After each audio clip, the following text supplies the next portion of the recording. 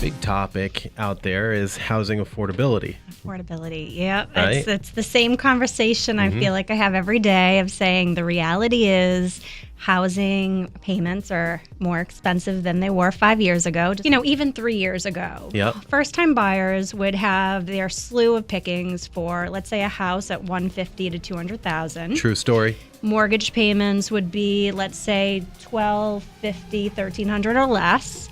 And now when I'm giving, estimates and payments based on where the housing market is, the average mortgage payment for a first-time home buyer is $1,500 to, let's say, $1,700. So that has gone up, and I don't think the buyers have caught up with that concept. When you were talking about the inventory levels, right? Yep. So there's a lot of buyers that'll start out there right now thinking like, oh, I can negotiate.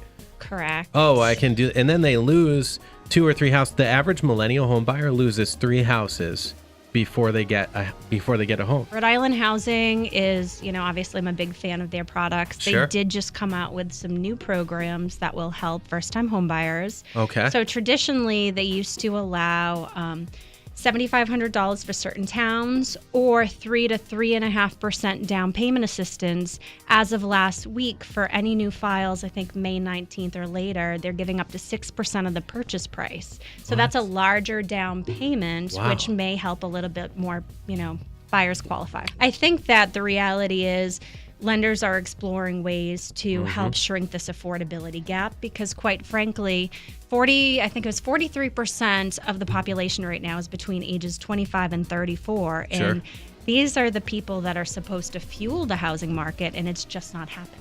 Although people tend to use the affordability products that are out there, which I love, and sometimes they don't have an avenue to explore other options, but I do think that this is the time is if you have a 401k, if you have a family that's willing to gift you some money, maybe look towards putting down a larger down payment Sure. just to be a little bit more competitive. Sellers oftentimes are favoring conventional financing because of the appraisal process in some cases too, right? So if they think that their home won't appraise because of chipping paint or safety things or this or that, they're going to probably favor either a cash buyer, it's very slim, not many of them, or a conventional buyer because the appraisers aren't going to go in and bust their chops. I'm optimistic that the banks with less restrictions, are now able to offer a variety, more and more products coming out.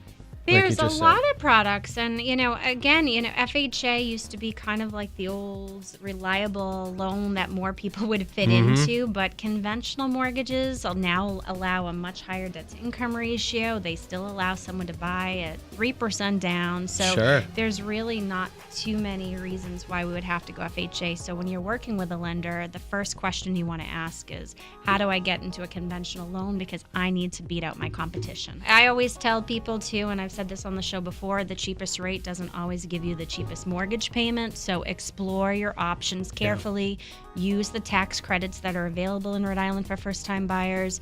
Use some of these affordability programs. Talk about different types of mortgage insurance where you might choose a lender-paid policy to keep your payment lower. So you just have to be a little bit more creative and think outside the box and work with a professional.